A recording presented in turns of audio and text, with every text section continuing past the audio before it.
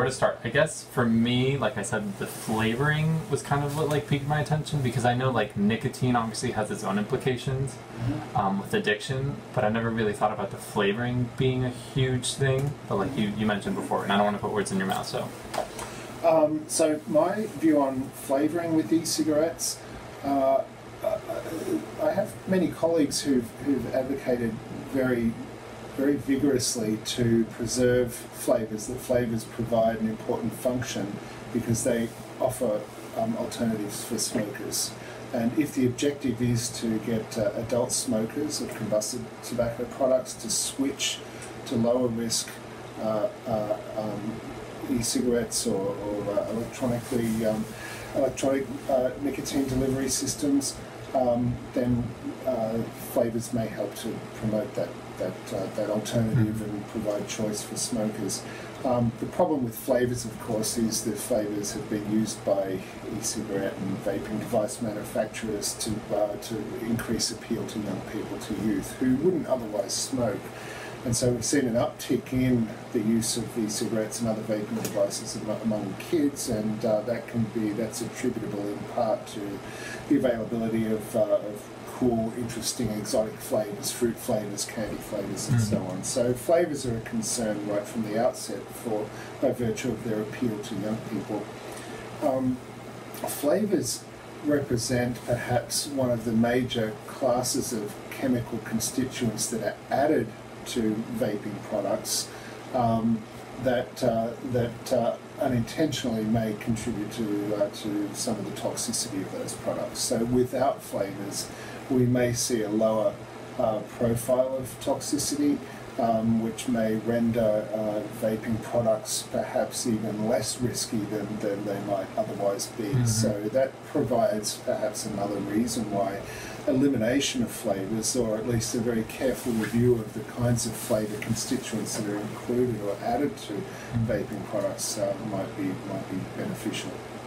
So do you think, you mentioned maybe regulating it so that there aren't any flavors on the market, or at least like a limited amount, because it is so enticing. Like I was going through the blogs and like stuff like that, because I don't vape myself or anything, so this is all very new to me.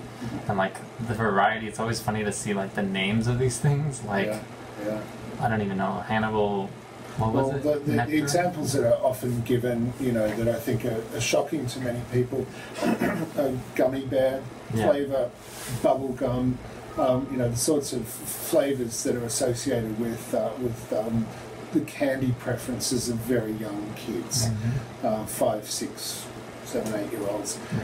So those are the sorts of things that that have attracted a lot of attention. There's a whole slew of them. There's alcohol flavored. There's pina colada. There's there's sort of spicy and exotic blends. There are a myriad of fruit flavors and so on. What's interesting, what's important to understand here is that the FDA, as part of their original regulatory brief that was provided by an act of Congress, required them to implement regulations banning the use of exotic and candy flavours in combusted tobacco products, in cigarettes specifically. And so the FDA has removed exotic and candy flavours, which had been attributed with increasing appeal of those products among young people. So they're now banned from conventional cigarettes. They do have the regulatory capacity or authority to require a ban on certain flavours or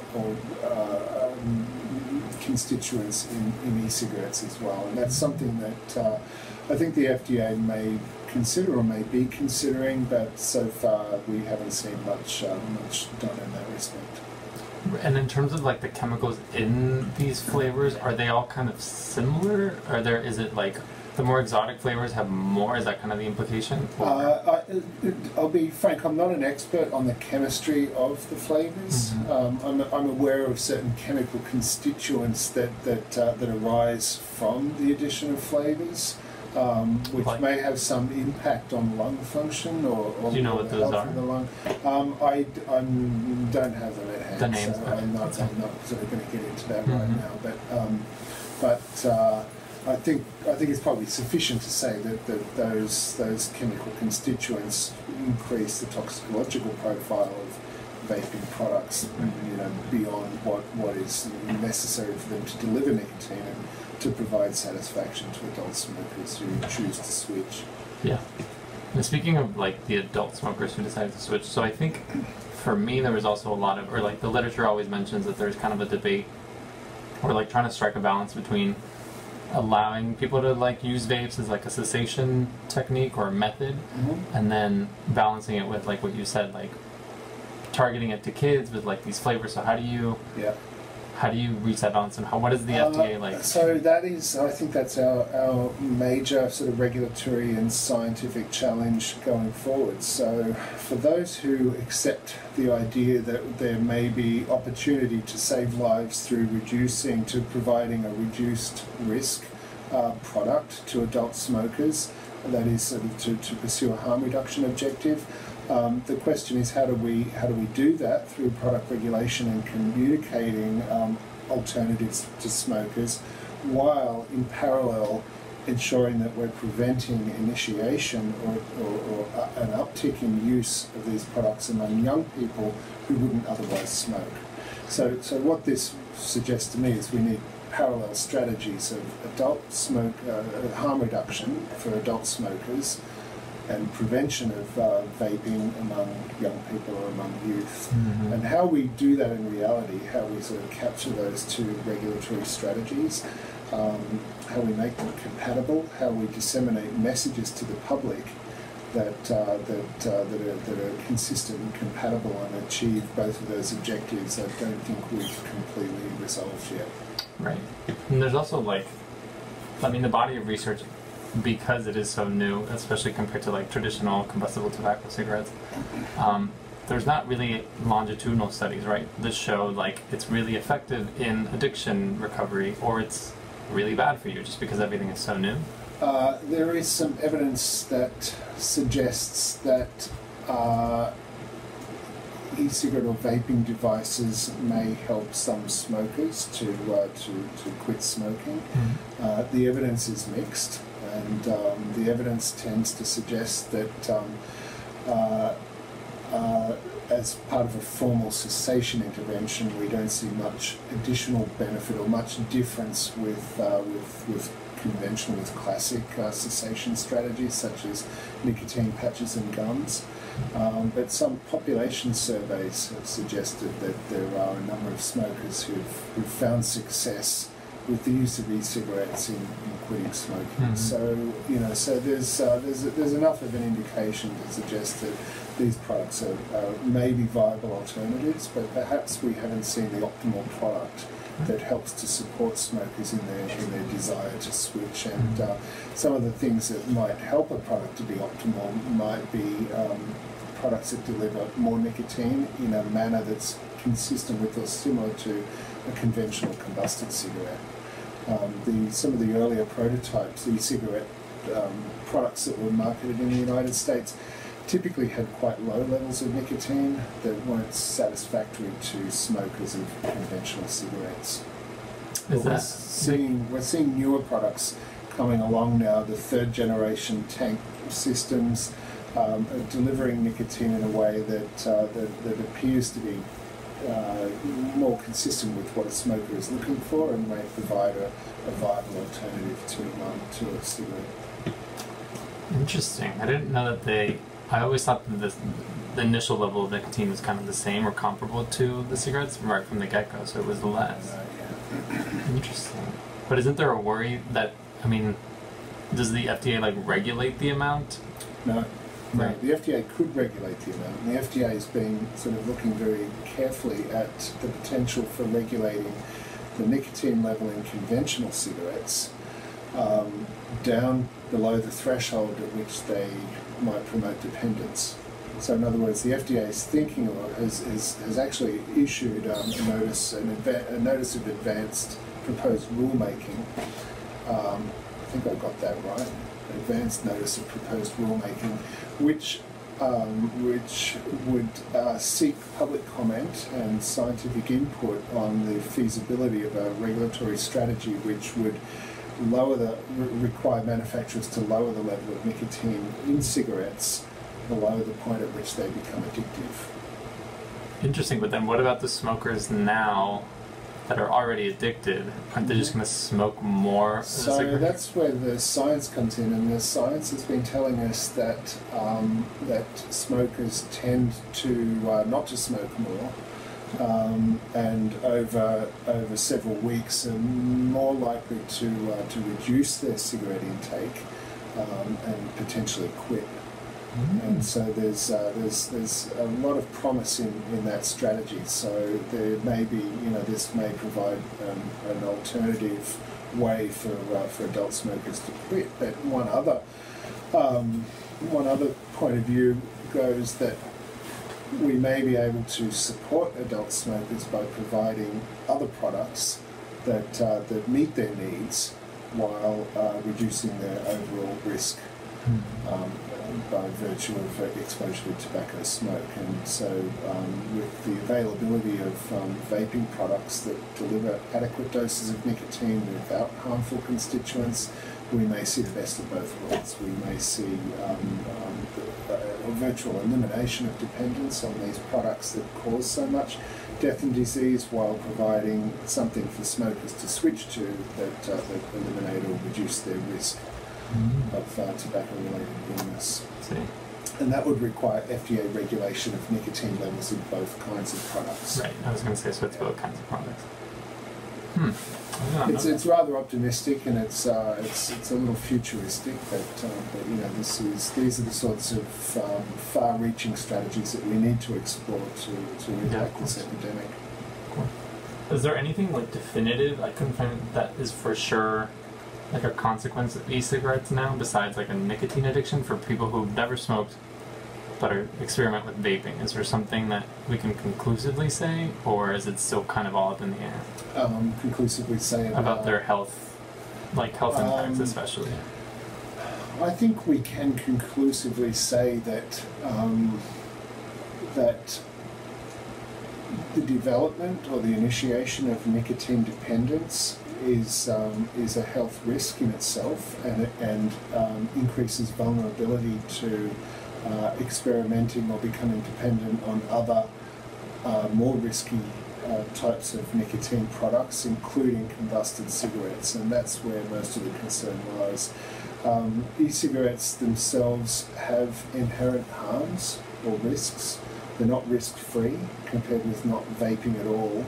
They are more risky, and so when we think about the health of young people, particularly adolescents, we are concerned that any vaping is exposing kids to health risks that they wouldn't otherwise be exposed to, and so therefore the objective from, I think, universally from a public health point of view is to dissuade or prevent young people from using vaping products. In terms of the long-term risks, we're not certain. The evidence is accumulating that there are certain risks, including the potential for, certainly exposure to certain carcinogens and exposure to certain toxicants that might contribute to cardiovascular disease. So if that is the case, and individuals are dependent or addicted to these products, then the potential for the long-term or chronic culmination of those effects, evidence of cancer and or cardiovascular disease, we may start to see that in the future. Right. So,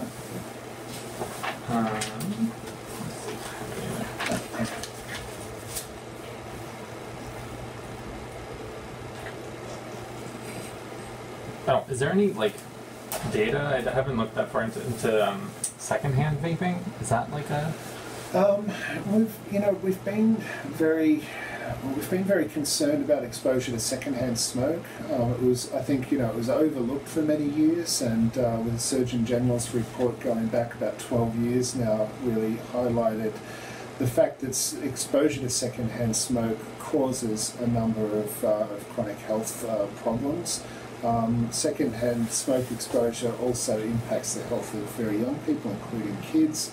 who don't otherwise smoke. So, so that really put that on the map, and it helped to inform a lot of very important tobacco control strategies around prevention of secondhand smoke exposure, which has helped to sort of change the field in ways that have denormalised tobacco use.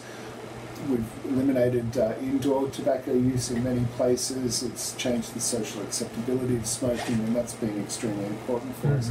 And I think we've sort of almost by default started to look at vaping products as if, the same implications may apply. So there's been research on the secondhand vapor of vaping products, and we have seen a number of constituents in the vapor of in the secondhand vapor of vaping products that suggests that the exposure to that vapor may expose non-vapors to a certain level of risk. It's obviously very different from exposure to secondhand smoke. But nonetheless, the concerns exist, and I think we need to understand what the nature of that risk is before we sort of I think sort of generate or imply too great an implication for the consequence of that. Gotcha. Yeah. We run the risk, I think, from a public health perspective of overstating some of our concerns and alienating the public with messages that just don't seem realistic. So I think we need to understand the nature of exposure to secondhand vapor before we sort of, I think, raise the alarm too dramatically. Right. Yeah, I mean, it's also new. That's my understanding of it. It's all too it's nascent. We will, I think we'll have a better understanding in just a year or two from now than we currently do. Vaping devices, of course, function or perform in different ways to conventional cigarettes, which, when they're not being actively puffed, smoulder and release smoke. Vaping devices don't do that. Right. Vaping, the nature of vaping emissions is very different in its nature to combusted tobacco smoke. So there's much that we need to learn about the difference in these two types of emissions. Yeah. It's not water vapor, right? No, it's that's not what everyone always. Although it does contain a degree of water vapor. Right. Yeah. But I guess people who vape always argue that, right? Yeah. That they're just humidifying the space. Yeah. It's I don't know. Yeah. Is the FDA? I don't know if there's an update on this, and if you can tell me or not. I think they postponed regulating till 2022. Is that correct? Regulating. Or mandating any sort of regulation. I guess it for e-cigarettes. Yeah. I'm not sure about that. I don't think so. In 2016, the FDA deemed e-cigarettes to be tobacco products, and so they will be. They are sort of looking very carefully at regulatory strategies. I think what you might be thinking about is. As part of that deeming process, that then would have subjected all of that class of product to a part of the Act, which requires new products or products that weren't in the market as of a specific date in 2007 to have to undergo a formal application to the FDA to be approved as a new tobacco product. And because most vaping products, in fact, we might argue that virtually all no vaping products were in the market in the United States as of 2007, or February 15th, 2007. All e-cigarette manufacturers would have to undergo that very onerous process of applying to the FDA for approval as a new tobacco product, which also requires them to demonstrate to the FDA that approval would be in the interest of the public health. And that's where it gets difficult. The FDA has pushed back that requirement for e-cigarette manufacturers to give them more time to prepare for that and more time for the FDA to consider how they want to regulate vaping devices to support its objectives or its mission to reduce the burden of tobacco-related disease, which may not be inconsistent with allowing e-cigarettes to persist in the market in some form. I see. Okay, yeah, that's kind of. I guess I had just a very like broad idea of it, but that makes sense. Okay, so I think that's it because it is, like I said, like a short documentary. Okay, yeah. I have 20 minutes. Is there anything that you think I should know or that we didn't touch on that you think like needs or warrants? Well, what's interesting, I suppose, another thing, you know, that sort of adds a wrinkle to all of this is you can, I think you get a flavour for the, you know, the complexity of thinking about regulating, you know, conventional tobacco products, and in tandem or somehow in synergy now we need to think very carefully about how we're going to regulate vaping devices. But I think just in the past few years we've now seen the idea that vaping devices don't just deliver nicotine. And with the advent of new laws, and there's, you know, another one passed yesterday, it was Michigan, I think now is going to be legalising marijuana. We're seeing, you know, other substances being delivered with vaping devices, and it's going to be a major mechanism by which cannabis manufacturers, you know, design and market their products to the public in states where it's legal or whatever. So we need to think very carefully about how, you know, how we regulate that and how we protect the public from, you know, potential harms associated with the use of vaping devices that deliver cannabis, or deliver combinations of cannabis and nicotine, or the acquisition of cannabis companies by tobacco manufacturers, the use of you know, the tobacco company playbook to you know, to market or to target vulnerable populations, including young people, you know, with cannabis products. So, you know, we're sort of suddenly the door is open on a whole new set of regulatory challenges that we need to think very carefully about. To protect the health of young people and ensure that we're not on the precipice of a new epidemic, you know, for the 21st century that you know that parallels the one we saw in the 20th century with combusted tobacco products. You know, I think there is more to come, and you know, the technology is evolving rapidly, and we need to have capacity to understand what the implications of that are, you know, for, you know, human use of these products and exposure to toxicants, development of dependence, use among young people, and respond accordingly. Yeah. Are there any companies that you know that are doing that, like in Colorado or something like that, that are like partnering, like, I guess. My understanding is that the tobacco manufacturers are looking very carefully at, so a couple of things. Tobacco manufacturers, I think, are looking at opportunities in the cannabis market. So I think it's been tentative, but we've seen some movement in that respect. I think we've also seen the potential for cannabis manufacturers to learn from the experience of tobacco companies in terms of the way they design products and market those products to increase the appeal of those products among their target markets. And part of the markets that they want to reach are traditionally markets that are composed in part of vulnerable populations, and by vulnerable populations I mean young people. I mean, people who have other substance use problems, people who are already dependent on nicotine products. As far as tobacco goes, it's often people with lower income, lower educational status. It's people who have other mental illness, and also people from the LGBT community have all been targets of this sort of predatory behaviour. Right. So we are particularly concerned about that from a public health point of view. Yeah, of course. I didn't even think of that. That's another topic for another story. Yeah. Cool. Yeah. Give me Well, my they're not entirely. You know, the way I'm sort of thinking about it is they're not entirely distinct. No, of course. You know, we have. I think most people sort of looking at them as this is a new thing. This is a separate thing. But I think each informs the other, and I think we're going to see an actual overlap between them in terms of the players and the way in which the devices that are manufactured. Right. Yeah. And the way that consumers maybe modify their devices to perform. So Yeah. you know, devices that were manufactured to deliver nicotine may be modifiable to deliver cannabis, Right.